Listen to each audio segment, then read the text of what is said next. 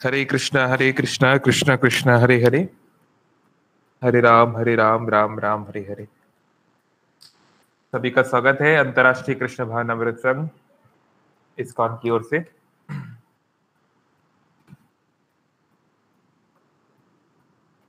मैं उम्मीद कर रहा हूं कि ऑडियो वीडियो और स्क्रीन क्लियर होगा।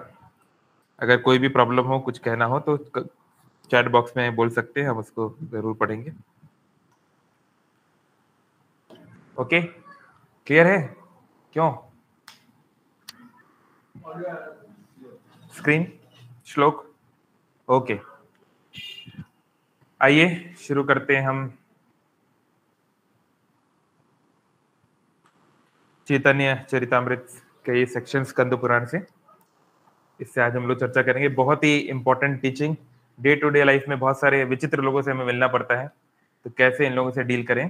From the best teacher in the world, Shri Narad मुनि हिमसेल्फ, उनसे हम सीखेंगे। आइए मंगलाचरण वाले करते हैं। ओम अज्ञानतिमिरान्धस्य ज्ञानञ्जनशलाकया चक्षुरुन्मीलितं येन तस्मै श्रीगुरवे नमः। मुखं करोति वाचालं पङ्गुं लङ्घायते गिरिं यत्कृपा तवहं वन्दे श्रीगुरुदीनतारिणं। नमः ओं विष्णुपादाय कृष्णप्रेष्ठाय भूतले श्रीमते भक्तिवेदान्त स्वामिन् इति नामिने। नमस्ते सारस्वते देवे गौरवाणी प्रचारिणे निर्विशेष शून्यवादी पाश्चात्य देशतारिणे। वाञ्छाकल्पतरुभ्यश्च कृपा सिन्धुभैव च पतितानां पावनेभ्यो वैष्णवेभ्यो नमो नमः।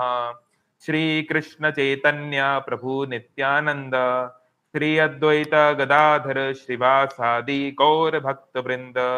हरे कृष्ण कृष्ण कृष्ण हरे हरे, हरे राम राम राम हरे हरे।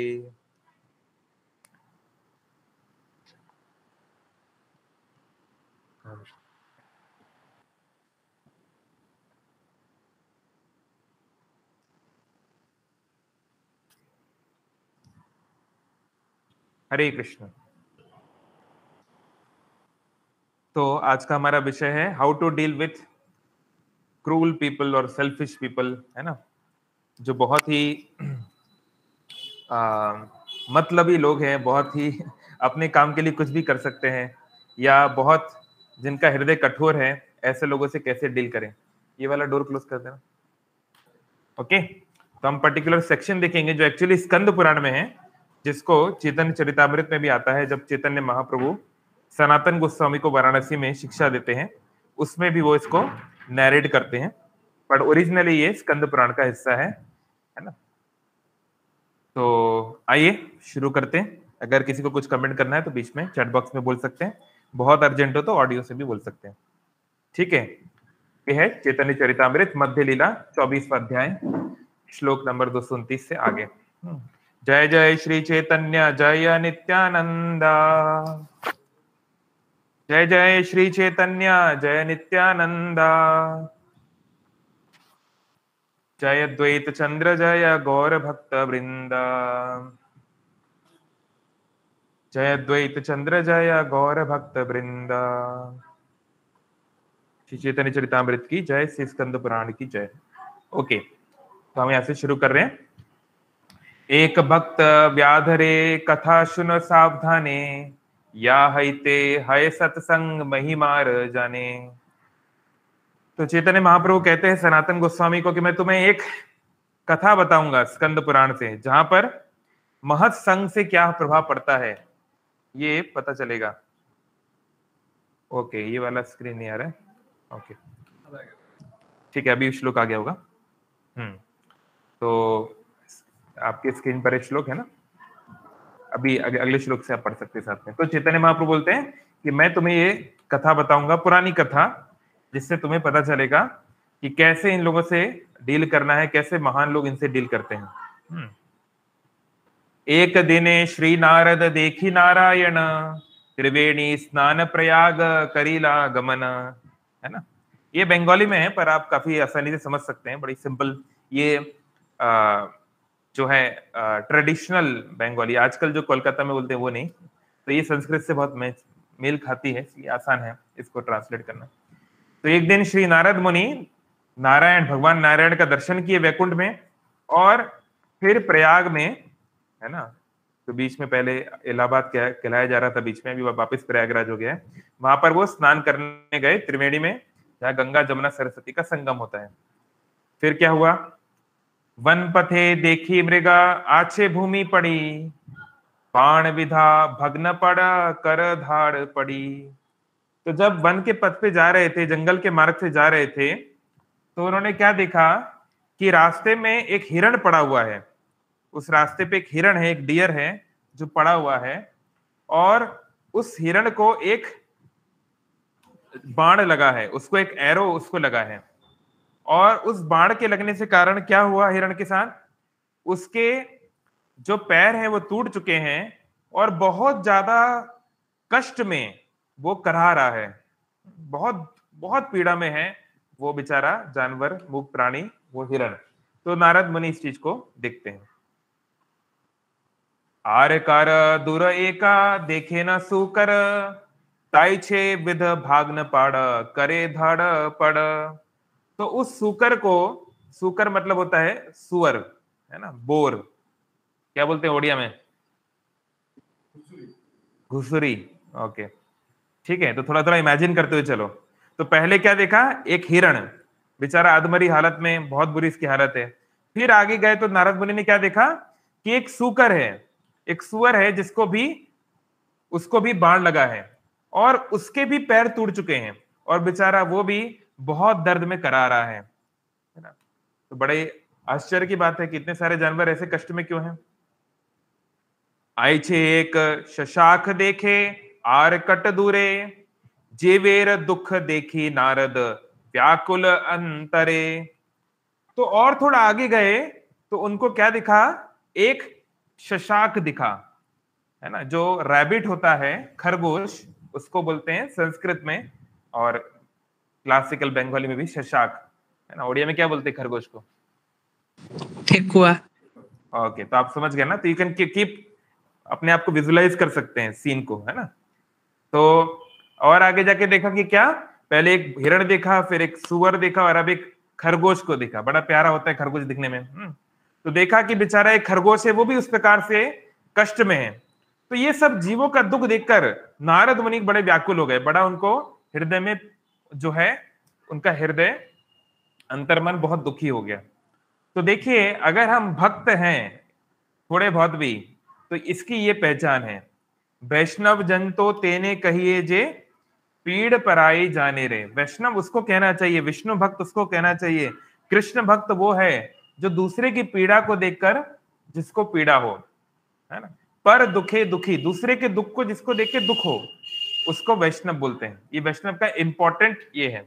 तो हो सकता है कि हम बहुत सालों से भक्ति में हैं, मंदिर जाते हैं, माला जप करते हैं, शास्त्र पढ़ते हैं, पर दूसरे का दुख देखकर अगर हमारा हृदय व्याकुल नहीं हो रहा, तो यानी हम बहुत आगे नहीं बढ़ पाए भक्ति में। जीवे दया कृष्ण नाम सर्व धर्म सार, सारे धर्म का यही सार है, कृष्ण का नाम। हरे कृष्ण कृष्ण कृष्ण हरे हरे, हरे राम राम राम हरे हरे। यही रास्ता है श्री कृष्ण को समझने का, जानने का, उनकी उपलब्धि करने का, और इसका सिम्टम है कि जीव के प्रति दया होनी चाहिए। तो नारद मुनि से बड़ा वैष्णव तो कौन है, उनसे बड़ा भक्त तो कौन है। तो उनको बड़ा ये कष्ट हुआ ये देखकर। फिर देखते हैं आगे क्या हुआ। कट दूरे देखी व्याध वृक्ष ओंट हन, मृगे मारी बारे आछे बाण युधि युधि ह। तो थोड़ा आगे जाने पर नारद मुनि ने क्या देखा, एक व्याध को देखा, एक शिकारी, एक हंटर को देखा, जो एक वृक्ष के पीछे छुपा हुआ था। वो अपनी पोजीशन में था, फायरिंग पोजीशन में, और वो जो है और भी जानवरों को मारने के लिए अपने बाण को तैयार कर रहा था, बिल्कुल उस पोजीशन में था, फायर करने वाला था, है ना। एक पिक्चर है इसमें, आपको दिखाता हूं। हाँ, तो यहाँ आप देख रहे हैं नारद मुनि ने उस व्याध को देखा, है ना। और एक और पिक्चर भी है इससे, चेतन चरितामृत पढ़े हैं, एक इस तरह का भी है कि उन्होंने पहली बार इसको कैसे देखा, उसका किस तरीके से दर्शन हुआ, है ना। Okay, so again coming back, ठीक है। तो उन्होंने व्याध को देखा, शिकारी को देखा। तो कैसा था शिकारी? श्याम वर्णे रक्त नेत्र महाभयंकर धनुर्बाण हस्ते ये न यम दंड धर। तो कैसा उसका था? श्याम वर्ण, उसका शरीर काला पड़ गया था, काला था, और रक्त नेत्र, आंखें लाल थी पूरी, और महाभयंकर, भयंकर मतलब होता है फियर्स, जिसको देखने से डर लग जाए, और वो महाभयंकर था, है ना। तो मतलब खट्टा कट्टा होगा, बड़ा खतरनाक दिखने में होगा। धनुर्बाण हस्ते, उसके हाथ में जो थे धनुष और बाण थे, बो एंड एरो थे, और ऐसा लग रहा था कि वो धनुष बाण ना हो। ये न याम दंडधर, यमराज जो होते हैं, यमराज का जो हथियार है उसको बोलते हैं दंड, है ना। जैसे यमराज का जो अवतार हुए महाभारत में, कौन हुए यमराज जी के अवतार महाभारत में? कौन बताएगा? विदुर। विदुर। और यमराज जी किस रूप में आए थे महाभारत में? युधिष्ठिर। युधिष्ठिर। हाँ, युधिष्ठिर, है ना। धर्मराज, यमराज को धर्मराज भी कहा जाता है क्योंकि वो जो धर्म है, जो नियम है, उनकी वो रक्षा करते हैं। जो अनुचित व्यक्ति हैं, गलत व्यक्ति, उनको सजा देते हैं। तो आप जानते होंगे कि युधिष्ठिर का जो वेपन था, क्या था वेपन? किस वेपन से हमला करते? हाँ, भाला। भाला, है ना। भाला, भाला प्रभु जी। जो भाला, जो लंबा सा रॉड रहता है वो। तो ये कहां से आया भाया? ये एक्चुअली यमराज का वेपन है, दंड, यम दंड उसको बोलते हैं, धर्म दंड। तो जो गड़बड़ करते हैं उसको उस दंड देते हैं, पनिश करते हैं उससे, है ना। तो ऐसा लग रहा था कि साक्षात ये यमराज है, मतलब ये मृत्यु था उन जानवरों के लिए, ये व्याध, ये हंटर। तो आगे क्या हुआ? पत छाड़ी नारद तार निकट चलीला, नारद देखी मृग सब पालन गेला। तो नारद ने देखा कि थोड़ा पास जाता हूं, समझते हैं क्या सिचुएशन है। तो नारद मुनि को आते देखते सारे जानवर जो हैं वो कॉन्शियस हो गए, वो अपने विजिलेंट हो गए, उनको पता चल गया कोई आ रहा है। तो डर के मारे सारे जानवर इधर उधर भाग गए, है ना। क्योंकि शिकार बहुत स्टील्थ मोड में करना पड़ता है, बहुत छुप छुप के करना पड़ता है ना। ऐसे नहीं तो भाग जाएंगे वो। तो जब सारे जानवर भाग गए तो फिर क्या हुआ? क्रोध है व्याध तारे गाली दिते छाए, नारद प्रभावे मुखे गाली नहीं आए। तो उसको इतना गुस्सा आया। अब आप सोचिए, वो तो एक बिल्कुल शिकारी है जिसका काम है शिकार करना, और उसको कोई फर्क नहीं पड़ता, कोई मरे कटे, उसको कोई उनके जानवरों के कष्ट उसको समझ में नहीं आता। तो उसका जो रोजी रोटी है, उसका जो व्यवसाय है, वो आज प्रभावित हो गया। नारद मुनि बीच में आ गए और वो भाग गया। तो बहुत क्रोधित हुआ और मन किया कि इसको गाली देता हूं, कौन आ गया है बीच में। लेकिन समहाउ भगवान की ऐसी कृपा रही कि वो गाली देना चाह रहा था, लेकिन कुछ गाली निकल नहीं पाई, उसके मुख से कोई गाली निकल नहीं पाई, है ना। तो कभी कभी ये महापुरुषों का प्रभाव होता है कि व्यक्ति कुछ बोलना चाहता है पर भगवान उसको नहीं, रुक जाओ भी तुम, है ना, ये मत बोलो। गोसाई प्रयाण पठे छाड़ी के न आइला, तोमा देखी मोर लक्ष्य मृग पलैला। तो देखो, वैसे तो उसको बहुत क्रोध आ रहा था, और कोई सामान्य व्यक्ति होता तो मार पिटाई भी कर सकता था वो, लेकिन देखा ये तो साधु हैं, सन्यासी हैं, है ना। तो उनको देख के थोड़ा व्यक्ति डर जाता है, अरे नहीं इनको कुछ कर दिया तो मतलब कुछ हमको शराब वराब न दे दें। तो ठीक है, उसने बोला, उस शिकारी ने नारद मुनि को कहा कि हे गोसाई, गोसाई का वैसे मतलब होता है, साई शब्द का अर्थ क्या होता है? साई शब्द का क्या अर्थ है? कौन बताना चाहेंगे? साई मतलब, साई मतलब होता है स्वामी, है ना, मास्टर, मालिक, ठीक है। तो गोसाई मतलब जो इंद्रियों का मालिक है, यानी इसका एक ट्रांसलेशन हो सकता है गोस्वामी, है ना। तो हे महापुरुष, आप जो हैं, ये जो रास्ता था, जो पगडंडी थी जंगलों में, जो पगडंडी होती है ना, आप जब कभी कोई लोग जो जंगलों में काफी ट्रेवल किए जानते हैं कि चारों तरफ घास फूस रहेगी, जो अपने पेड़ रहेंगे, और बीच में एक पगडंडी जहां पे लोग आते जाते रहते हैं, है ना। अपने आप को म्यूट रखिए सब लोग प्लीज, ओके। तो हे गोसाई, आप अपनी पगडंडी छोड़ के ये सड़क के रास्ते पे, ये जंगल के रास्ते में क्यों आ गए? आपके कारण, आपको देखने के कारण जो मेरे सारे जानवर थे जिनको मैं मारने वाला था, वो सभी भाग गए। तो उसने अपनी बात बताई कि भैया आपके कारण मेरा नुकसान हो गया। तो नारद मुनि ने उसको, देखो अब नारद मुनि जो है उनको दुख तो बहुत हुआ है कि ये व्यक्ति गलत काम कर रहा है। ऐसे ही हम देखते हैं बहुत सारे लोग, हम जानते हैं कि वो गलत कर रहे हैं, लेकिन हम उन लोग को अगर डायरेक्टली बोलेंगे तो हमारी बात कभी नहीं सुनेंगे। हम जानते हैं कि ये बच्चा गलत कर रहा है, ये व्यक्ति गलत कर रहा है, लेकिन उनके अंदर इतनी श्रद्धा नहीं है या वो इतने ओपन नहीं है कि हमारी बात को वो डायरेक्टली एक्सेप्ट करेंगे। तो कैसे ऐसे व्यक्ति को जो बहुत सेल्फिश है, बहुत क्रूल है या बहुत ज्यादा भ्रम में है, उसको कैसे आपको प्रीच करना है, कैसे उसको सही रास्ते पे लाना है, देखिए नारद मुनि से सीखिए। उनसे बढ़ के कोई प्रीचर नहीं हो सकता। तो नारद मुनि बता रहे हैं कैसे उससे उन्होंने डील किया। देखिए कितना बढ़िया लेसन है। तो नारद मुनि बड़े सरल, बहुत ही सौम्य भाषा में उससे इस प्रकार से बोले। कैसे? नारद कहे पथ भूली आइला पूछिते माने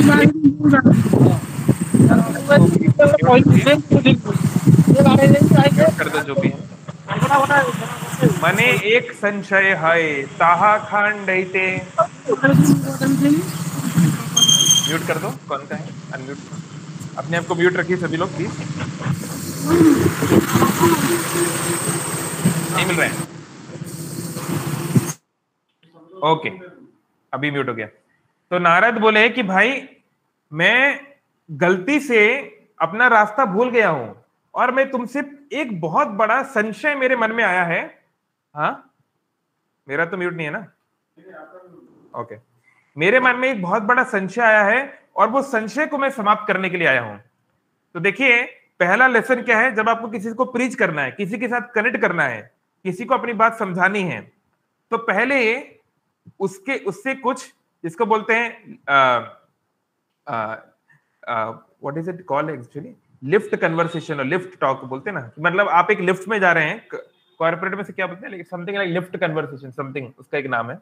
मान लीजिए आप ग्राउंड फ्लोर पे हैं और आपका ऑफिस 14-15 फ्लोर पे है, तो आपको अपनी कोई बात किसी को प्रेजेंट करनी है, कोई मैनेजर है कोई, और आपके पास कुछ ही सेकंड्स हैं, तो कैसे आप कनेक्ट करोगे, है ना?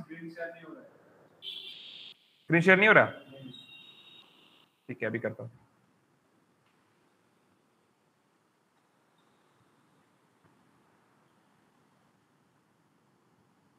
ओके तो आप अपनी बात कैसे कनेक्ट करोगे, ये बहुत इंपॉर्टेंट है। तो देखिए नारद मुनि ने कैसे कहा, उन्होंने कहा अरे मुझे तुमसे एक बात पूछनी है भाई, मेरा एक संशय है। तो संशय मतलब कौन पूछता है? जब कोई व्यक्ति किसी दूसरे व्यक्ति को किसी फील्ड में अपने से ज्यादा नॉलेजेबल समझता है, तभी तो संशय पूछता है ना, कि भाई मुझे एक मेरा डाउट है, मेरे को कोई समस्या है, क्या तुम सॉल्व कर सकते हो? तो यानी नारद मुनि ने क्या किया, एक लोअर पोजीशन ले लिया और उसको उसकी इंपॉर्टेंस बताई। तो ये बहुत महत्वपूर्ण है। पहले सामने वाले के साथ जब हम कन्वर्सेशन कर रहे हैं तो उसके अंदर कुछ तो अच्छी क्वालिटी होगी या कुछ तो उसके अंदर ऑपुलेंस होगा, उसको पहले ढूंढो और उससे कनेक्ट करने का प्रयास करो, है ना? तो ये बहुत महत्वपूर्ण है। अगर आप गुस्से में जाओगे या अहंकार में जाओगे तो फिर वो नहीं सुनेगा। तो फिर नारद मुनि इसको क्या बोलते हैं, पथे ये सुकर मृग जानी तुम्हारा है, व्याध कहे यही कहा सेत निश्चय। तो नारद ने बोला कि ये जो सारे जानवर जो अध मरे हैं, ये सारे जानवर क्या पूरी तरह नहीं मरे थे, किसी का हाथ पैर टूटा है, किसी का कहीं बाण लगा है। तो नारद ने पूछा कि ये सारे जो जानवर हैं क्या तुम्हारे लिए हैं, तुमने मारा है क्या इनको? तो उसने उत्तर दिया व्याध ने, हाँ मैंने मारा है, तो आपको क्या है? तो ऐसे पूछ रहे हैं। तो नारद बोल रहे हैं, नारद कहे यदि जीवे मारा तुम्ही बाण, अर्ध मारा कर के ना लयो प्राण। तो देखिए अगर हम में से सामान्य व्यक्ति होता तो हम क्या बोलते हैं, अरे नहीं नहीं जीव हत्या मत करो, बुरी बात है ना? बेटा मोबाइल में गेम मत खेलो, बुरी बात है, ये मत करो, बुरी बात है। तो पतंजलि बोलते हैं योग सूत्र में, महर्षि पतंजलि, कि जो माइंड है, खासकर जो अनकंट्रोल्ड माइंड है, वो कभी नेगेटिव इंस्ट्रक्शन को नहीं लेता। अगर आप उसे बोलोगे ये मत करो तो वो और ज्यादा वही करेगा। तो ये रिबेलियस नेचर है माइंड का। तो इसलिए जो व्यक्ति थोड़ा सा मैच्योर होता है वो उस, इसे बोलते हैं ना, never let your enemy know your next step. तो रिबेलियस माइंड के साथ उसका फ्रेंड बन के एंटर करना पड़ता है ना? उससे लिंक करके आपको जुड़ना पड़ता है, फिर बाद में आप उसका रिबेलियस नेचर, उसका जो उद्दंड स्वभाव है, उसको ठीक कर सकते हैं। तो नारद ने ये नहीं बोला कि अरे तुम इन्हें क्यों मार रहे हो, मत मारो, जीव हत्या बुरी बात है, ऐसा अहिंसा करो, ये वो नहीं, ये सब नहीं बोला। नारद ने बोला अरे मुझे ये बात बताओ, अरे तुम इनको आधा क्यों मारते हो, पूरा क्यों नहीं मारते? ये बात बोली। तो बड़ी अजीब सी बात है कि तो ये बात जो है मृगारी को कनेक्ट कर गई कि लगता है ये भी अपने अपने कैटेगरी वाला है, ये साधु बनने के पहले शायद शिकारी था, क्योंकि ये मुझे बोल रहा है कि तुम पूरा क्यों नहीं मारते, मतलब ये चाहता है कि मैं पूरा मारूं। तो तो व्याध को जो है, शिकारी को जो है, थोड़ा इनकी बात रेलिवेंट लगी कि क्यों ऐसा बोल रहे हैं। तो चलो आगे समझते हैं। तो फिर व्याध ने बोला, व्याध कहे सुनो गोसाई मृगारी मोर नाम, पितार शिखाते आमी करे अच्छे काम। बोला मेरा नाम मृगारी है ना। मृग मतलब होता है, वैसे मृग का अर्थ होता है क्या, कौन बताएंगे? ये तो बहुत सरल शब्द है। मृग मतलब हाँ हाँ, मृग मतलब होता है डियर, हिरण। और आरी मतलब होता है दुश्मन। तो भाई का नाम ही है मृगारी, यानी हिरणों का दुश्मन नाम ही है। और कभी कभी मृग का शब्द मतलब सभी जानवरों के लिए भी मृग शब्द यूज हो जाता है ना, हिरण को लेकर सभी जानवरों के लिए, मतलब जो जानवरों का दुश्मन, उसका नाम ही है ये, पिताजी ने नाम ही रखा है ना। तो हम समझ सकते हैं जब नाम ही मृगारी है तो फिर काम तो मृगारी वाला होगा ही। तो बोल रहे हैं कि हे महापुरुष गोसाई, मेरा नाम तो मृगारी है, मैं दुश्मन हूं सभी जानवरों का, और मेरे पिताजी ने मुझे ऐसे ही सिखाया है।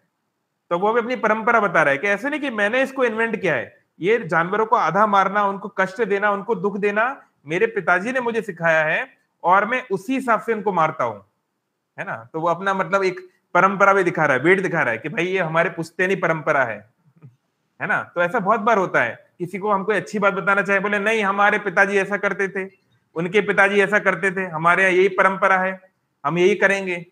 तो आप उनको क्या है, इस तरह से आर्ग्यूमेंट नहीं कर पाओगे। तो देखिए अब नारद मुनि कैसे उनको समझाते हैं, देखते हैं। अर्धमार जीव यदि धाड़ पाड़ करे, तबे ते आनंद मोर बढ़ाया अंतरे। तो मृगारी बोलता है जब मैं उनको आधा मारता हूं, जब उनको मैं घायल कर देता हूं और वो जो तड़पते हैं, धाड़ पाड़ करे, इधर उधर पूरा खून में मिट्टी में जो लेटते हैं, तबे ते आनंद मोर, तब ये देख के मुझे बहुत आनंद होता है, बड़ा मजा आता है इन लोग को इस तरह तड़पते देखते। तो आप बोलेंगे अरे ये क्या चीज है, लेकिन ये बहुत ही ज्यादा कॉमन फैक्टर है। पर दुखे सुखी सदा मिथ्यभाषी, ये हम सब जीवों का नेचर है कि हम दूसरे के दुख को देख के खुश हो जाते हैं। अब हो सकता है कि हम लोग मृगारी की तरह बहुत ज्यादा, हमें से कुछ लोग उतने ज्यादा पापी ना हो, तो फिजिकल पेन देखकर हम लोग खुश ना हो, लेकिन सटल रूप से हो जाते हैं। किसी का कोई नौकरी चली गई, किसी का कोई डिमोशन हो गया, जिसको हम खासकर जलन करते हैं, है ना, या किसी का उतना प्रमोशन नहीं हुआ, है ना, या उसका बेटा हमारे बेटे से कम मार्क्स लाया, तो मन ही मन थोड़ा तो हम खुश होते ही है, हाँ हाँ सही हुआ नहीं, एक सामान्य भौतिक समस्या हमारे मन की है, भौतिक मन की समस्या है कि दूसरे का दुख देखकर आनंद में आ जाते हैं। तो ये बहुत नॉर्मल बात है। जैसे आप देखोगे कि साइको किलर्स, जितने साइको किलर होते हैं, जितने ये होते हैं सीरियल किलर्स, ऐसा नहीं है कि इनकी किसी से दुश्मनी थी तो किसी को मार दिया। भाई सामान्य तौर पे हम किसी का मर्डर क्यों करेंगे, कोई पारिवारिक दुश्मनी है, कोई हो गया, कुछ कांड हो गया। सीरियल किलर को किसी से कोई दुश्मनी नहीं है, बस उसको अच्छा लगता है, वो किसी को मारेगा, कोई कभी नर्स लोग को मारेगा, कभी ये करेगा, उसको बस अच्छा लगता है किसी कारण से। तो ये बहुत ज्यादा डेमोनिक नेचर, आसुरिक प्रवृत्ति ये भी कभी कभी देखी जाती है। तो अब ऐसे व्यक्ति को जो बोल रहा है कि मुझे जानवरों को अर्धमरा करके उनको खून उनको तड़पते देख के बड़ा आनंद हो रहा है, अब ऐसे व्यक्ति को आप क्या प्रीच करोगे, उसको कैसे धर्म के मार्ग पे लाओगे, क्या भक्ति सिखाओगे? तो देखिए नारद मुनि का समझाते हैं।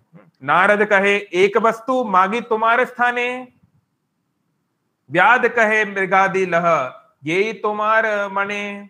तो नारद ने कहा कि देखो मैं तुमसे कुछ मांगना चाहता हूं, हाँ मैं तुमसे कुछ भिक्षा मांगना चाहता हूं।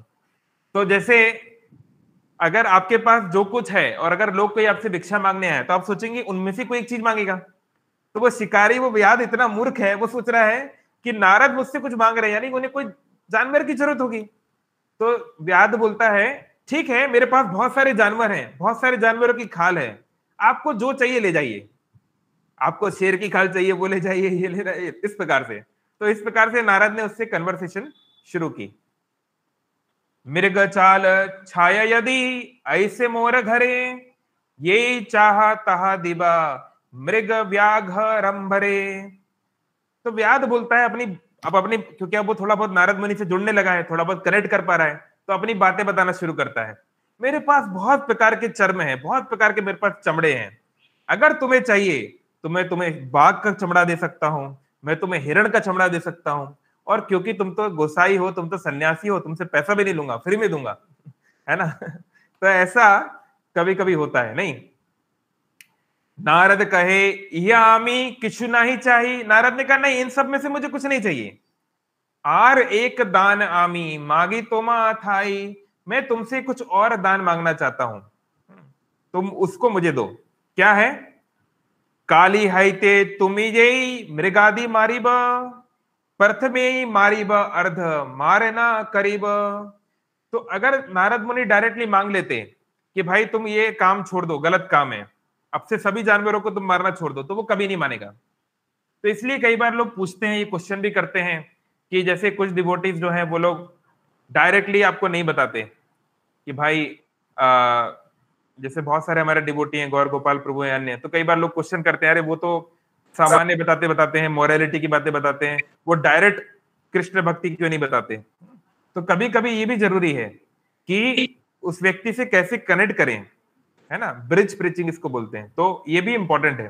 तो नारद मुनि उनको क्या बोल रहे हैं? एक सन्यासी हो के नारद मुनि क्या भिक्षा मांग रहे हैं? आज से मैं तुमसे विनती करता हूं, सारे जानवरों को पूरा मारना, उनको अधमरा मत छोड़ना। सोचिए कि एक सन्यासी ये भिक्षा मांग रहा है, मेरी ये भिक्षा है कि तुम जिन भी जानवर को मारो पूरा मारना। तो ये क्या है? ये तो पूरा उल्टा पुल्टा बात वो कर रहे हैं। तो इसलिए कहते हैं वैष्णवेर क्रिया मुद्रा विज्ञे न बुझाए। महान वैष्णव की जो कार्य होते हैं वो सामान्य व्यक्ति नहीं समझ सकता, वो ऐसा क्यों कर रहा है, क्योंकि उनके जितनी स्तर चेतना की व्यक्ति की नहीं होती, है ना। तो ये नारद मुनि ने कहा कि सारे जानवरों को मारो। तो फिर ये बात व्याध को लग गई, उसको फिर ये बात टच कर गई, क्योंकि ये उसके उसकी भाषा में इसको समझाने का प्रयास किया है। तो देखते व्याध क्या बोलता है। व्याध कवे किबा दाना मागिला हमारे, अर्ध मारिला किबा है तहा कहा मोरे।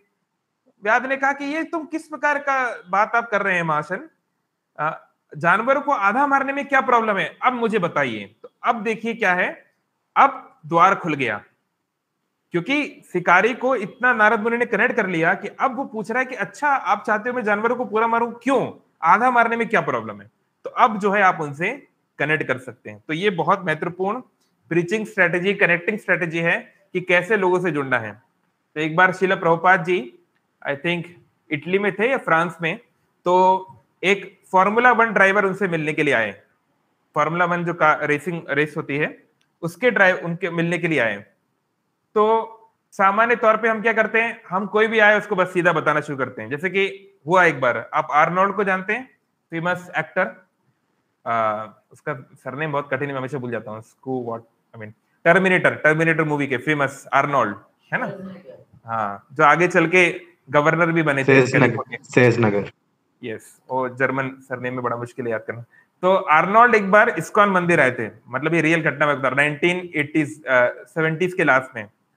तो वो आए, अब वो इतना बड़ा उस समय मॉडल थे, पहले वो एक्टर नहीं थे, मॉडल थे, खतरनाक बॉडी बॉडी। तो वो आए, तो उन्होंने देखा था भक्तों को चैंटिंग करते हुए स्ट्रीट्स पर, है ना, लॉस एंजलिस में। तो वो पता करके मंदिर पहुंचे।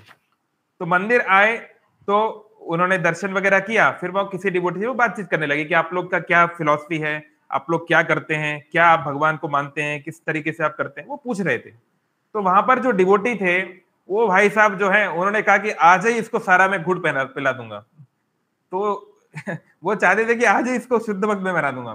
तो वो बोलने लगे कि नहीं, हमको जानवरों को नहीं मारना चाहिए, जीव हत्या नहीं करनी चाहिए, शराब नहीं पीना चाहिए, शराब जो है पति पत्नी के अलावा किसी संग नहीं करना चाहिए, आप लोग जो करते हो मूवीज में बहुत गलत दिखाते हो, ये क्या कल्चर है, और ऐसा वैसा फलाना ठिकाना। तो वो इतना उसको सुना दिया कि आर्नोल्ड ने लिटरली, वो पिक्चर अभी भी अवेलेबल है, उसका पूरा चेहरा डाउन हो गया। वो आया था मंदिर में कुछ इंस्पिरेशन लेने, कुछ मोटिवेशन लेने की भाई ये जगह है, यहाँ से मेरे को मेरे दुख समाप्त होंगे। और यहाँ तो भाई साहब इतना मुझे गाली दे दी है, उसका पूरा चेहरा डाउन, वो पिक्चर अभी भी है, तो पूरा ऐसे उसकी आंखें एकदम मतलब झुकी हुई टाइप की हैं। और बोला ठीक है, लेकिन मुझे लगा कि ये स्थान मुझे सिखाएगा कि कैसे इसको ठीक करना है, लेकिन मुझे लग रहा है कि यहाँ पे तो केवल मुझे बताया जा रहा है, बम्बार्ड किया जा रहा है। उसके बाद फिर वो कभी मंदिर नहीं आया। तो ये इसे बोलते हैं इमैच्योर प्रीचिंग, कि हम नहीं समझ रहे किसको क्या बोलना है, धड़ाधड़ बोलते जाओ, गोली मारते जाओ, वो आदमी मर गया, खत्म कहानी। जैसे डॉक्टर है, डॉक्टर को थोड़ा थोड़ा डोज देना चाहिए, ये नहीं हाँ भैया इसको बुखार हुआ 10 गोली खिला दो डोलो 650, या तो आदमी मरेगा या तो बुखार मरेगा, ऐसे नहीं। तो मैच्योर प्रीचिंग, जैसे जब वो फार्मूला 1 ड्राइवर प्रभुपाद से मिलने के लिए आया, तो वो नास्तिक व्यक्ति है, वो क्या उसको भगवान के बारे में बताएंगे, और वो फेमस व्यक्ति है ना, बड़ा इंपॉर्टेंट व्यक्ति है। तो प्रभुपाद उससे नॉर्मल बात करने लगे, अच्छा आप कौन सी कार चलाते हैं? वो बताया ऐसी ऐसी कार चलाते हैं। प्रभुपाद बोले हाँ, जब मैं भी गृहस्थ था, जब मैं भी मैनेजर था, तो मैंने ये कार खरीदी थी, है ना, उस जमाने में कार लेना बहुत बड़ी बात थी 1922 में, तो मेरी कार ऐसी चलती थी। अच्छा आप किस तरीके से करते हैं? तो 40 मिनट तक प्रभुपाद बहुत सारी बातें कर रहे हैं, पर कृष्ण की कोई बात नहीं। तो बाकी शिष्यों को बड़ी आश्चर्य हुआ कि प्रभुपाद तो नॉर्मल बातें कर रहे हैं, ये कोई साधु संत को ऐसी बात करना चाहिए क्या? तुम्हारे घर में कौन है, क्या हो रहा है, अच्छा अच्छा, तो जर्मनी में क्या चल रहा है, ये क्या हो रहा है, तुम कहाँ कहाँ जाते हो, मैं यहाँ यहाँ जाता हूँ, हमारे यहाँ यहाँ मंदिर है, ऐसा ऐसा। तो सबको बड़ा आश्चर्य लगा। तो 40 मिनट के बाद प्रभुपाद बोलते अच्छा आप कितनी हाई स्पीड में आप चलाए, और कभी क्या कब एक्सीडेंट हुआ है? तो बोला हाँ, इतने माइल्स पे जब मैं चला रहा था, तो एक बार मेरा टर्न गलत हो गया, तो मुझे ऐसा लगा कि मैं मर सकता हूं। तब प्रभुपाद ने पकड़ लिया, हाँ अब फिर बोलना शुरू किए, पदम पदम यद विपदाम तेषाम, किसी भी समय मृत्यु आ सकती है, किसी भी समय मुश्किल आ सकती है, इसलिए आपको इसके लिए तैयार रहना चाहिए। बोला अच्छा कैसे तैयार होना है? फिर प्रभुपाद ने प्रीचिंग शुरू की। तो इसको बोलते हैं मैच्योर प्रीचिंग, इस तरीके से होना चाहिए। तो नारद मुनि से हम सीख सकते हैं, महान प्रचारक। तो वो बोल रहे हैं कि भैया जानवरों को पूरा मारो, है ना, उनको आधा वाधा मत मारो। तो अब व्यास ने पूछा क्यों, ऐसा क्यों करना है? अब नारद ने ज्ञान देना शुरू किया। तो अब सुनो भाई, नारद कहे अर्ध मारिला जीव पाए व्याथ, जीवे दुख दीचे जे तुम्हार, हाईबे आई छे अवस्था। तो नारद बोलते हैं कि तुम जानवरों को जब आधा मार के छोड़ते हो, तो मार रहे हो चलो वो तो एक बात है, फिर तुम उनको जानबूझ के दुख दे रहे हो और ज्यादा, और इसको देख के तुम खुश हो रहे हो, इसका तुमको बहुत बड़ा जो है इसका बहुत बड़ा कष्ट, इसका बहुत बड़ा प्रारब्ध तुमको झेलना पड़ेगा आगे चल के, तुम्हारे जीवन में इसका बहुत बड़ा दुख वापस घूम के आएगा, है ना। तो हमको ये समझना है कि हर व्यक्ति जो है वो तुरंत नहीं मानेगा, है ना? लेकिन एटलीस्ट उसको कुछ तो हम समझा सकते हैं। जैसे कि जो मुर्गा लोग खाते हैं, तो एक क्या होता है झटका, देखो हमने तो कोई मुर्गा खाया नहीं, पर जो जानकारी मिलती है, एक होता है झटका, दूसरा हलाल, है ना। तो कंपेरेटिवली अगर देखा जाए, I mean I am not an expert, तो it looks more intelligent to kill in one go. मारना है तो एक बार में मारना ज्यादा सही है, ताकि उसको कम थोड़ा दुख हो एटलीस्ट। अब उसको तुम आधा काट दो, वो खून बह रहा है और फिर वो पता नहीं क्या, तो ये तो और भी ज्यादा बेवकूफी की हद है ना। वैसे भी वो गलत है, वैसे भी नहीं मारना चाहिए, लेकिन फिर भी अब कोई बुरा फिर और भी बुरा, तो अलग अलग लेवल है ना। व्याध तुम्हें जीव मारा, अल्प अपराध तुम्हारा, कदार्थन दिया मारे ए पाप अपार। तो नारद मुनि को समझाया, देखो मेरे प्यारे व्याध, मेरी बात को समझो कि तुम जीव को मारते हो, ये तुम्हारा धंधा है, चलो तुम्हारे पास कोई काम धाम नहीं, तुम्हें कुछ आता नहीं, पढ़ाई लिखाई तो किए नहीं हो, है ना, स्कूल कॉलेज गए नहीं, गवार हो गधे ऐसा नहीं, उन्होंने मतलब मन ही मन सोचा होगा कि तुम्हें और कुछ नहीं आता, तुम्हारे पिताजी ने तुमको ये सिखाया है जानवरों को मारना, तो ठीक है, इसका जो पाप लगेगा वो तो थोड़ा है, लगेगा थोड़ा, लेकिन तुम जो उनको बिना कारण जो दुख दे रहे हो, ये पाप अपार, ये बहुत बड़ा पाप लगेगा तुमको। तुम जानबूझ के जो उनको दुख दे रहे हो बिना कारण। तो कई बार लोग इस तरह से जो बोलते हैं ना कि हमको तो नॉनवेज खाना पड़ेगा, हमारे पास कोई ऑप्शन नहीं है, और ये वो, है ना। तो वही बात है कि अगर कोई ऐसी सिचुएशन है कि भाई खाने के लिए कुछ है ही नहीं, पूरी महामारी आई हुई है, तो फिर अलग बात है ना, वो एक है। लेकिन हम अननेसेसरी जीवों को हत्या कर रहे हैं, ऐसा कर रहे हैं, तो ये तो ठीक नहीं। और उसमें भी फिर और बड़े जीवों की जितनी हम हत्या करेंगे वो और ज्यादा, है ना। तो अगर कोई किसी को मांस खाना ही है, तो कम से कम छोटे जानवरों को खाएं, उसका भी पाप लगेगा, लेकिन गाय को मारेंगे तो और सीरियस पाप लगेगा, है ना। इवन कुरान भी बोलती है कि जो दूध देने वाले जानवरों को नहीं मारना चाहिए, है ना। तो एनीवे, तो ये रिलेटिव जो बात है ना, रिलेटिव सिन, इसका लेवल क्या है, तो वो हमको देखना चाहिए, है ना। तो फिर आगे बोलते हैं, कदर थिया तुम्ही यत्र मारिला जीवे रे, तार ताइछे तुम्हार हरिबे जन्म जन्मांतरे। बोलते हैं तुम ये जो जानवरों को मार रहे हो ना, जन्म जन्मांतर, यानी इस जन्म में तुम्हें दुख भोगना पड़ेगा, और इतना ही नहीं, मरने के बाद भी तुम्हें जन्म दुख देना पड़ेगा।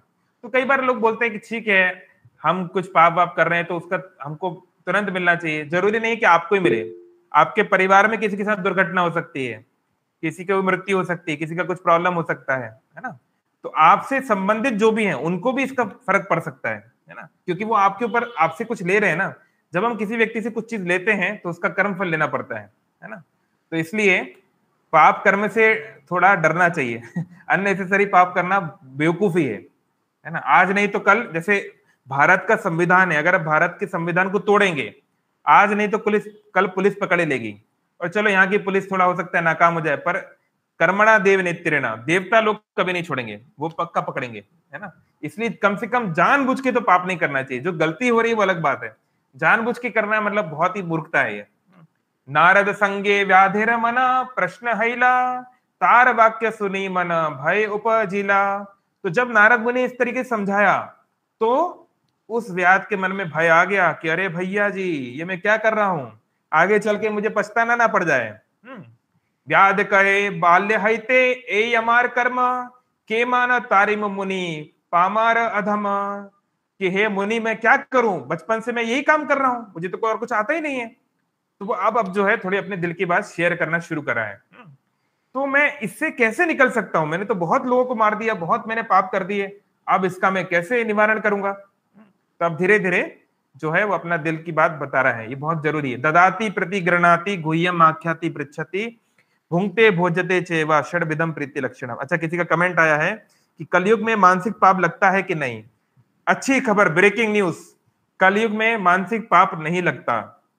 यानी अगर आप कुछ बुरा सोचते हो उसका पाप नहीं लगता। मान लो मेरे मन में आ रहा है कि इस लड़की को मैं मार डालूं, तो सोचने का पाप नहीं लगता।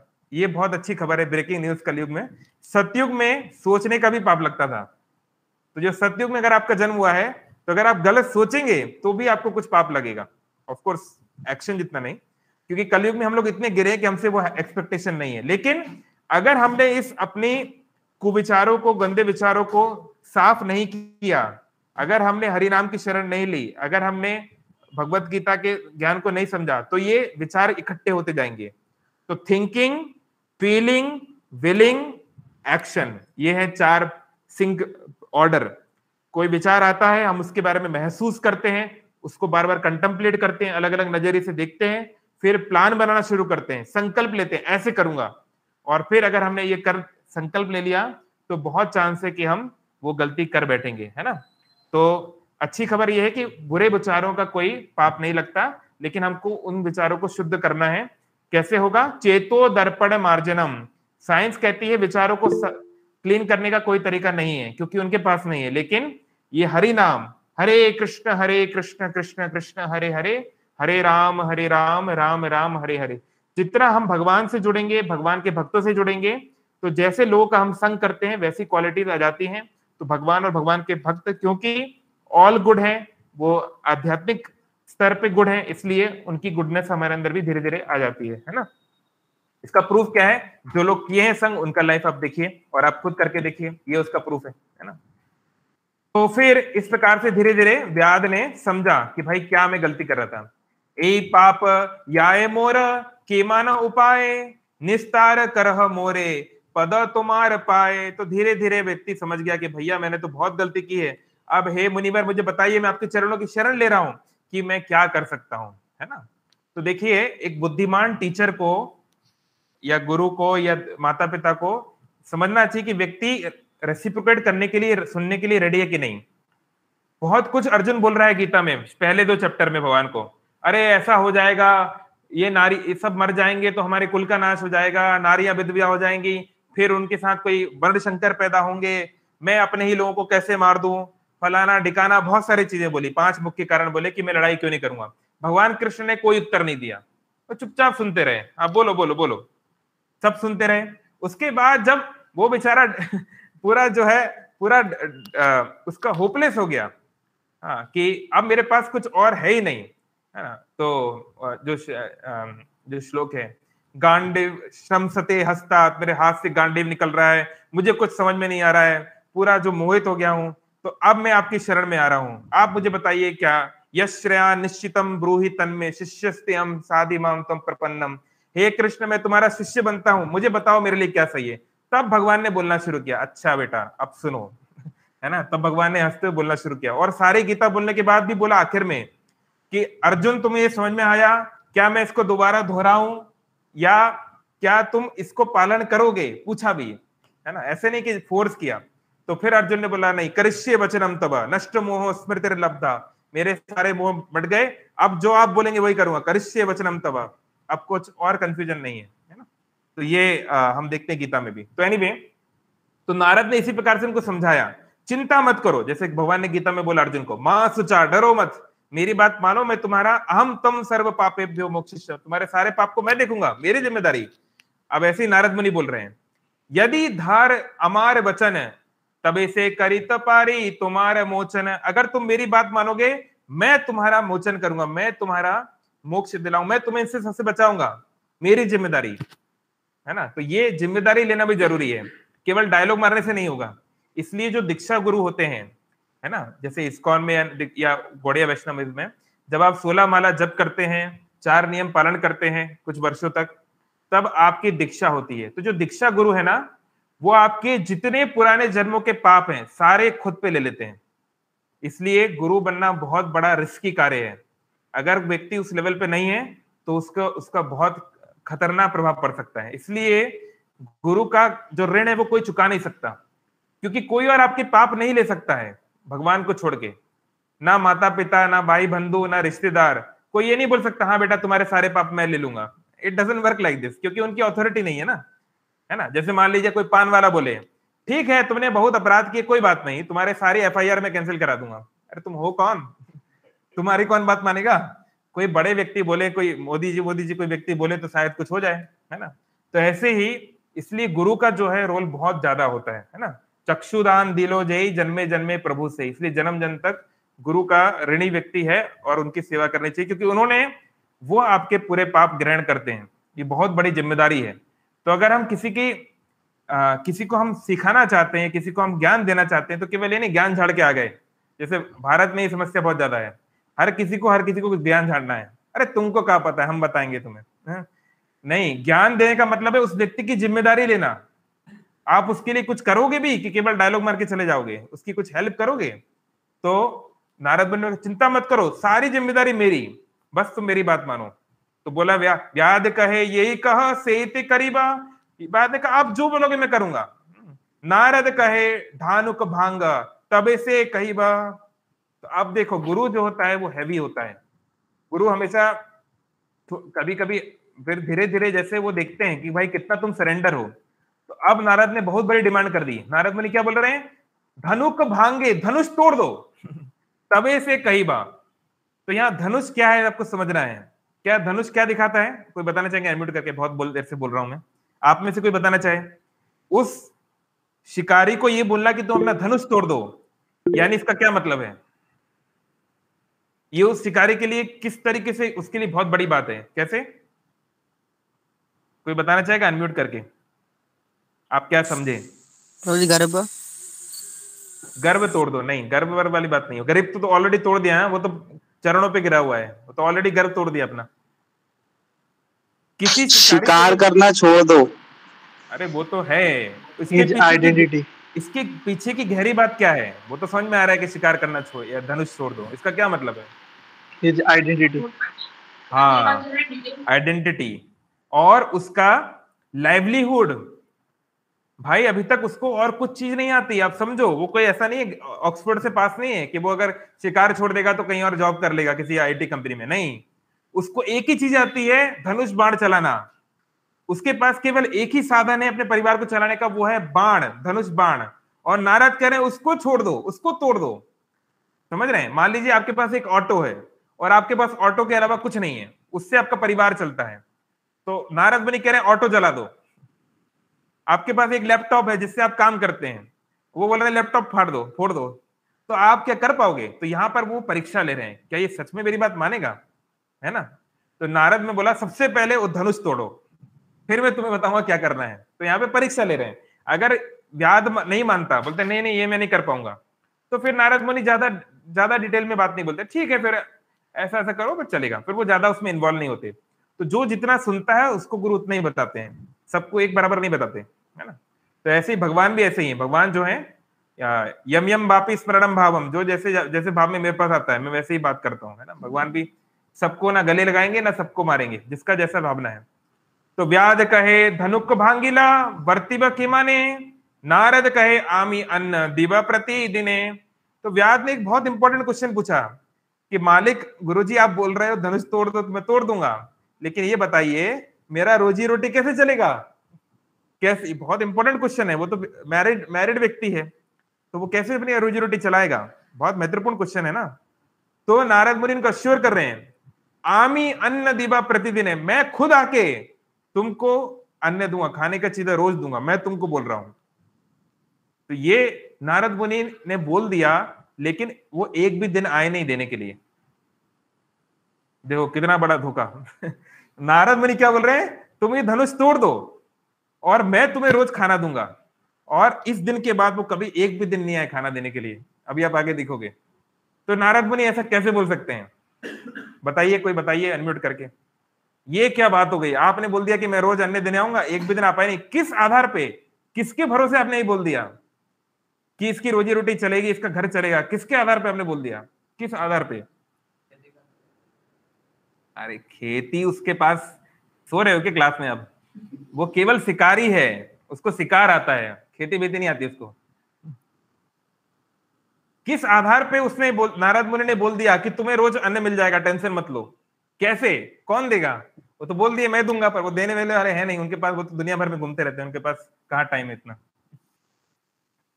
कोई बताना चाहेगा? थोड़ा सोचिए, विचार कीजिए। भगवान ने हाँ, अवश्य राखी कृष्ण विश्वास पालन।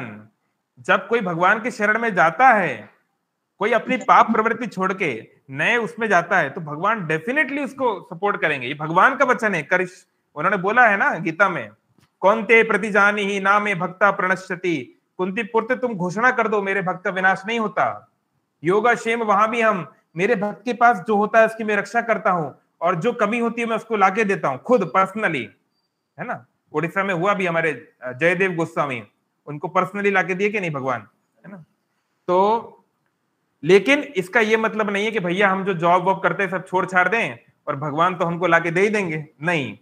अगर आपका ऐसा कोई कार्य है जो धर्म के विरुद्ध है, जैसे 2 दिन पहले की मैं बात बोल रहा हूं, अभी जन्माष्टमी फेस्टिवल था, तो एक व्यक्ति है, नाम नहीं लूंगा, वो एक नया किचन खोल रहे हैं, क्लाउड किचन, कटक में। तो मैंने पूछा कि उसमें क्या क्या आप करोगे, तो आधा मेन्यू तो नॉन वेज है। तो मैंने उनको मना कर दिया कि नहीं ये तो ठीक नहीं है। तो बोले कि प्रभु जी यहाँ तो वेजिटेरियन वाला चलेगा ही नहीं। तो मैंने कहा जितना चलेगा चलाओ, लेकिन हम पैसे के लिए जीव हत्या नहीं कर सकते, ऐसा पैसा किस काम का? तो बोले नहीं हम मंदिर में डोनेट कर देंगे। मैंने कहा हमें नहीं चाहिए डोनेशन। क्योंकि जीव, ऐसा डोनेशन किस काम का जो आप, क्योंकि ये हम प्रचार कर क्यों रहे हैं? ताकि धर्म का प्रचार हो, लोग भक्ति में जुड़े, है ना? तो जो सही, जो गुरु है, जो मार्गदर्शक है, जो माता पिता है, कोई भी बड़ा है, उसकी जिम्मेदारी है कि वो कॉम्प्रोमाइज ना करे, एटलीस्ट कोर प्रिंसिपल से, है ना? कोर प्रिंसिपल इंटैक्ट होना चाहिए, उसमें कॉम्प्रोमाइज नहीं हो सकता। बाकी डिटेल्स ठीक है, चलेगा। जैसे कई बार लोग बोलते हैं कि भैया कपड़े जीन्स पहन के आने, अरे तुम जो पहन के आना हो, लेकिन तुम भक्ति ढंग से करो बस। हमको बाहरी चीज इतना मतलब नहीं है, लेकिन प्रिंसिपल्स में कॉम्प्रोमाइज नहीं कर सकते, है ना? तो नारद मुनि जो है बोल रहे हैं कि मैं तुमको दूंगा। क्यों मैं? मतलब अरे चिंता मत करो, नारायण है ना, वो देंगे। अगर उन्होंने नहीं दिया तो मैं उनसे लड़ जाऊंगा, चिंता मत करो। क्योंकि नारद मुनि का वैसा रिलेशन है, वो बोल सकते हैं ऐसी बात। तो नारद मुनि ने कहा तुम चिंता, बिल्कुल उनको कोई संशय नहीं है कि नारायण कृष्ण उनकी देखभाल करेंगे, है ना? तो धनुक भांग व्याध तार चरण पड़ीला, तारे उठान नारद उपदेश कैला। तो उसने तुरंत धनुष फाड़ दिया। तो अगर आप ऐसा कोई कार्य करते हैं, जैसे वो भाई साहब जो कल करने वाले थे कि हम नॉनवेज क्लाउड किचन खोलेंगे, तो हमने मना कर दिया, नहीं आप छोड़िए, आप वेज वाला खोलिए या फिर कुछ और काम कीजिए, आप कुछ और चीज में पैसा लगाइए, पर ये मत कीजिए, है ना। लेकिन अगर हमारा कार्य धर्म के परायण है, अगर हम ऐसा कोई कार्य नहीं करते जिससे जीव हत्या हो, जिससे जो है गैम्बलिंग प्रमोट हो, जिससे जो है इलिसिट सेक्स प्रमोट हो, और जिससे जो है नशा प्रमोट हो, ये चारों के अगर आप कोई भी काम करते हैं दुनिया में, कोई भी XYZ, आप उसको बिल्कुल करिए, उसमें आप आगे बढ़िए, बहुत लखपति करोड़पति बनिए, कोई दिक्कत की बात नहीं है। लेकिन जो कार्य डायरेक्टली धर्म के विरुद्ध है उसको तो छोड़ना ही पड़ेगा, है ना। वो ऐसे नहीं चल सकता कि भाई मुंह में राम बगल में छुरी, ये नहीं चल सकता, है ना। तो इट हैज टू कम, मतलब एक जेन्युइन गुरु आपको कभी ऐसा नहीं करने देगा। चलिए आगे। तो उन्होंने ऐसा बोला तो उन्होंने अपना, उस व्याध ने अपना धनुष तोड़ दिया। तो ये बताता है कि वो सच में काफी सिंसियर था, ये कोई मजाक की बात नहीं है। अपना जो इतने सालों से जो रोजी रोटी का है वो आपने छोड़ दिया। तो अभी क्या करना है? अभी ठीक है, अब तो तोड़ दिया, अभी क्या? तो फिर नारद मुनि बोलते हैं स्टेप वन। स्टेप वन क्या है? घरे गिया ब्राह्मण देहा यात आछे धना, एक एक वस्त्र परी बाहिर दुई जन। तो वो व्याध था और उसकी पत्नी थी, ये दो लोग उसके घर में रहते थे, बच्चे नहीं थे उनके उस समय। तो नारद मुनि ने एक तो उनका जो है उनके रोजी रोटी का साधन वो तुड़वा दिया। अच्छा, हम लोग खत्म करने वाले हैं अगले 5 मिनट में, किसी का कोई क्वेश्चन है तो डाल सकते हैं, स्टोरी ऑलमोस्ट कंप्लीट हो गया। तो नारद मुनि ने क्या किया, उनका एक तो कम करा दिया, फिर बोले घर में जितना पैसा है वो भी तुम ब्राह्मणों को बांट के आ जाओ। ब्राह्मण मतलब यहाँ कास्ट ब्राह्मण नहीं, जो ब्रह्म जानाती थी ब्राह्मण, जो भगवान की सेवा पूजा में लगे हैं, जो वैष्णव हैं उनको, है ना, साधु संत हैं उनको आप पैसा, मतलब जो बचा है वो भी बढ़वा दिया, वो बांट के आओ। और जब तुम सब कुछ बांट दोगे तो तुम और तुम्हारी पत्नी केवल एक एक कपड़े के साथ, ज्यादा सामान लेके नहीं आना है, मतलब मिनिमम चीजों को, एक एक कपड़े मतलब मिनिमम चीजों को लेकर आप अपने यहां पर आप आइए, वन में आइए, है ना। फिर क्या करना है? नाड़ी तीरे एक खाई कुटीर करिया, तार आगे एक पिंडी तुलसी रोपिया। तुम एक जो है नदी के पास आप जाइए और वहां पर एक कुटिया बनाइए, और उसके पास एक ऊंचे प्लेटफॉर्म पर एक तुलसी आप जो है बनाइए, है ना। तो ये ओडिशा में तो बहुत देखने को मिलता है, हर घर के बाहर तुलसी है, तो बहुत अच्छा है। लेकिन तुलसी के नीचे मैं देखता हूँ बहुत जगहों पे भगवान की फोटो है, तो ये गलत है। भगवान तुलसी के नीचे नहीं हो सकते, तुलसी उनकी सेविका है। तो अगर तुलसी का हम जो स्टैंड बनाते हैं उसमें भगवान का फोटो नहीं लगाना चाहिए, है ना। आप भक्तों का फोटो लगा सकते हैं क्योंकि वो तुलसी देवी के सेवक हैं, जैसे आप प्रभुपाद का लगा सकते हैं, अन्य अन्य भक्तों का लगा सकते हैं, लेकिन भगवान का फोटो नहीं लगाना चाहिए तुलसी के नीचे, ये गलत है। तो तुलसी परिक्रमा कर तुलसी सेवना, निरंतर कृष्ण नाम करिहा कीर्तना। तो यहाँ पे जो नारद मुनि बोल रहे हैं कि ये व्याध को बेसिकली उन्होंने जो है जिसे बोलते हैं वानप्रस्थ आश्रम, उसको वानप्रस्थ दे दिया। तो सभी के लिए वो ऐसा नहीं बोलते, जैसे हम देखते हैं नारद मुनि ने ध्रुव को क्या बोला कि बेटा अभी तो तुम बालक हो, तुम घर जाओ, तुम राजकुमार हो, राजपाट देखो, आगे चल के तुम्हें राजा बनना है ना। तो जिसका जैसी सिचुएशन है, क्योंकि व्याध ने बहुत ज्यादा पाप किए हैं, बहुत सिंफुल व्यक्ति है, इसलिए इसके पास जितना जीवन बचा है इसको ज्यादा से ज्यादा हरि नाम करना होगा। तो हरे कृष्ण कृष्ण कृष्ण हरे हरे, हरे राम राम राम हरे हरे। इसलिए उसकी सिचुएशन को देखते हुए उन्होंने कहा कि अब तुम्हें जाना चाहिए और परिक्रमा करना चाहिए तुलसी की, और हरि नाम जपना चाहिए, ये कृष्ण नाम कृष्ण कीर्तन यही तुम्हारा मुख्य कार्य होना चाहिए, इस प्रकार से। तो आगे मैं एकदम शॉर्ट में बता देता हूँ कि हमारे पास समय कम है। तो इस प्रकार से वो और उसकी पत्नी जो है, पत्नी भी चलो मानना पड़ेगा, देखो कोई और होती तो बहुत लड़ जाती है, अरे तू क्या कर रहा है, ब्रेन वॉश होके आ गया नारद मुनि से तो नहीं, पत्नी भी जो है थोड़ा अच्छी उनकी रही होगी, मतलब ये। तो इस प्रकार से वो जो है वो चले गए। तो अब नारद मुनि ने क्या बोला था, रोज मैं तुम्हें खाना खाने आऊंगा। तो अगला दिन आया, तो अगले दिन नारद मुनि तो नहीं आए, लेकिन जब गांव, उस पास में एक गांव था, तो गांव वाले लोग जानते थे व्याध को, कोई लोग उनसे कुछ खरीदते भी थे। उन्होंने देखा कि भाई ये शिकारी अपना सब कुछ छोड़ छाड़ के ब्राह्मणों को दान दे रहा है, और ये खुद जो है भक्तों का जीवन जी रहा है सामान्य कुटिया के सामने। तो लोग प्रभावित हो गए, चमत्कार हो गया ये तो बात फैल गई कि नारद मुनि स्वयं आए थे, इसको ज्ञान दिया, इसको शिष्य बना लिया, इसको दीक्षा दे दी, है ना। जब हम महामंत्र देते हैं यानी दीक्षा हो गई नारद मुनि का, ये कैसे नारद मुनि का शिष्य बन सकता है, ये लल्लू पलजू ये कैसे, लोगों को यकीन नहीं हो रहा है। तो लोग आ रहे हैं क्यूरियोसिटी में देखने के लिए, क्योंकि लोग तो देखने के, पहले तो मोबाइल फोन था नहीं, तो लोग इंटरेस्टेड थे सब चीजें देखने में, तो आके देख रहे हैं कि सच में ये ऐसा बन गया है। जब लोगों ने देखा कि भाई हाँ ये तो सच में नाम जप कर रहा है, इसके बोलने का ढंग पूरा बदल गया है, पहले की लाल लाल आंखें थी, खतरनाक था, अभी तो पूरा शेवन हेड हो गया, पूरा ब्राह्मण की तरह लग रहा है, दिव्य ज्योति निकल रही है। तो बोले कि ठीक है, तो सारे लोगों को लगा कि हमें इसकी हेल्प करनी चाहिए। तो कोई दाल ले आया, कोई चावल ले आया, कोई शक्कर ले आया। तो नारद मुनि खुद नहीं आए, भगवान भी स्वयं खुद नहीं आए, लेकिन बाकी लोग को इंस्पायर कर दिया कि भाई तुम जो है इनको हेल्प करो। सारे गांव के लोग, अब इतना इतना सारा डोनेशन आने लगा, इतनी इतनी सारी चीजें आने लगी, जितना वो खुद जब कमाता था तो भी नहीं कमा सकता था, इतना इतना ज्यादा चीजें आने लगी। तो फिर व्याध को बोलना पड़ा कि भाई आप लोग इतना सामान मत लाया करो, थोड़ा थोड़ा लाया करो, इतना मेरे और मेरी पत्नी के लिए काफी है। तो लोगों को लगा वाह वाह कितना वैराग्य है इसके अंदर। तो लोग और ज्यादा लेने लगे कि हाँ हाँ ये सच्चा भक्त है, इसको और लगे दो। तो पूरा जो है, तो फिर व्याध क्या करता था, भगवान को अर्पण करके वो और लोगों को जो है बांटता था, मृगारी, कि ठीक है आप भी इस प्रसाद को ग्रहण करिए, लाइक दैट। तो इस प्रकार से एक पूरा उसने एक इस्कॉन प्रीचिंग सेंटर खोल दिया वहां पे। वहां पे जो प्रचार शुरू कर दिया, लोग उसके पास आने लगे, वो भी वहां का लोकल गुरु बन गया। तो ऐसे करके धीरे धीरे वो बहुत बड़ा भक्त बन गया। तो फिर कई साल के बाद नारद मुनि दोबारा उस क्षेत्र से जा रहे थे। उनके साथ उनके एक मित्र थे, उनके एक बड़े अच्छे फ्रेंड हैं, जिनके साथ हम देखते हैं भागवतम में भी होता है, उनका नाम है पर्वत मुनि। तो उनके शायद बेस्ट फ्रेंड है, पता नहीं, पर उनके साथ कई बार घूमते हुए देखा गया शास्त्रों में। तो पर्वत मुनि के साथ नारद मुनि जा रहे थे। तो नारद मुनि ने पर्वत मुनि को बोला कि देखो बहुत पहले यहाँ पे शिकारी रहता था, कुछ साल पहले, उसको मैंने हरि नाम से जोड़ा था, भक्ति से जोड़ा था, चलो जाके देखते क्या है सिचुएशन, समझ के आते हैं, है ना। तो देखिए ये है नारद मुनि का भगवान पे भरोसा। बोल तो दिए मैं रोज आऊंगा, आए नहीं सालों तक, लेकिन उनको पता था कि भगवान ध्यान रखेंगे, उनको पता है भगवान पे भरोसा है। तो आए, तो देखा कुटिया वुटिया, समझ गया यही होगा। तो दूर से उसको देखा, उसने देखा कि अरे नारद मुनि आए हैं, तो दौड़ते हुए आया। अब जो फोटो देख रहे हैं, पिक्चर आप देख रहे हैं ना स्क्रीन पर, तो वो जब हम देखते हैं किसी साधु सन्यासी को, गुरु को, तो दंडवत प्रणाम करना चाहिए। दंड मतलब होता है रॉड, और वत मतलब लाइक। तो जैसे डंडा नीचे गिर जाए ऐसे हमको गिर जाना चाहिए। और जो महिलाएं उनको पंचांग प्रणाम करना चाहिए, तो बख्शिश स्थल ना लगे, इस प्रकार से। तो वो और उसकी पत्नी दौड़ते हुए आए। तो वो दंडवत प्रणाम करने जा रहा था, लेकिन वो रुक गया। तो रुक गया, फिर थोड़ा दूर गया साइड में, और वहां जाके प्रणाम किया। तो प्रणाम किया तो ठीक है, दोनों मुनियों ने उसको आशीर्वाद दिया, खुश रहो भक्ति में कृष्ण मते रस्तु, भगवान में बुद्धि लगे।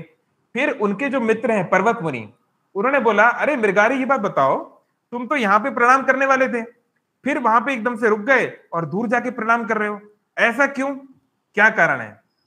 तो फिर मृगारी ने बताया, आप देख रहे हैं फोटो, बोला कि प्रभु मैं तो आपको देख के प्रणाम करने वाला था, लेकिन जब मैं प्रणाम करने के लिए झुका तो मैंने देखा जमीन पे बहुत सारी चींटियां हैं। तो अगर मैं आप पे प्रणाम करता तो बेचारी बहुत सारी चींटियों की हत्या हो जाती, उनको बहुत कष्ट होता। तो मैंने सोचा कि ये करना ठीक नहीं, इसलिए मैं साइड में आ गया, खाली स्थान देख के वहां पर मैंने प्रणाम कर दिया। तो पर्वत मुनि आश्चर्यचकित हो गए, बोले नारद मुनि क्या प्रीचिंग किया है तुमने यार। जो व्यक्ति इतने बड़े बड़े जानवरों को मारता था, मार के खुश होता था, खूब उनका खून वून पीता था, अभी वो चींटी को भी गलती से नहीं मारना चाहता है। ये क्या हो गया, कहां से कहां पहुंच गए हम। तो पर्वत मुनि बहुत खुश होते हैं, नारद मुनि की बहुत तारीफ करते हैं, है ना। नारद मुनि भी प्रसन्न होते हैं कि हमारा शिष्य जो है इतना अच्छा भक्त बन गया है। तो वो इस प्रकार से उनको आशीर्वाद देते हैं। और फिर दोबारा नारद मुनि बजाए बिना राधिका रमण नामे, राधिका रमण का नाम बजाते हुए वो चले जाते हैं, इस प्रकार से। तो ये था स्कंद पुराण से मृगारी और नारद का ये चरित्र। तो कहने का तात्पर्य है, शॉर्ट में समरी आप लोग समझ गए होंगे कि अगर हमको कोई मीनिंगफुल कन्वर्सेशन करनी है तो हर व्यक्ति थोड़ा बहुत सेल्फिश संसार में है ही, है ना। हम सबके अंदर मृगारी है, कोई ज्यादा कोई कम, तो उसके अच्छे कोई ना कोई इसके अंदर अच्छा गुण उजागर होगा, उसके साथ आप कनेक्ट कीजिए। धीरे धीरे उस गुण को आप फैन द स्पार्क बोलते थे प्रभुपाद, फैन द स्पार्क। छोटी सी चिंगारी को जब आप हवा देते हैं तो वो बढ़ जाती है और जंगल भी जला देती है। तो ऐसे धीरे धीरे करना पड़ेगा। अगर आप बहुत ज्यादा कट्टर हो जाएंगे, कठोर हो जाएंगे, या बहुत ज्यादा आप फॉल्ट फाइंड करेंगे, तो ना आपकी बात कोई सुनेगा, और वो व्यक्ति से आपका जो कनेक्शन बन सकता था, जो उसका भला हो सकता था, या आपका कुछ काम हो सकता था, दोनों छूट जाएगा। ठीक है, हरे कृष्णा। किसी का कोई कमेंट हो या क्वेश्चन तो बोल सकते हैं अनम्यूट करके। चैट बॉक्स में तो एक आधे उपवास करने से क्या पाप लगता है, उपवास ना करने से क्या पाप लगता है। ठीक है, देखो ये तो Devashish is not relevant to today's class, तो एक लंबा आंसर हो जाएगा। मैं अपना व्हाट्सएप नंबर आपको भेज रहा हूँ, मैंने भेज दिया है व्हाट्सएप का, इस पे आप मुझे मैसेज कीजिए, मैं आपको रिप्लाई करूंगा, ठीक है। ज्ञान भक्ति के साथ जरूरी है कि नहीं?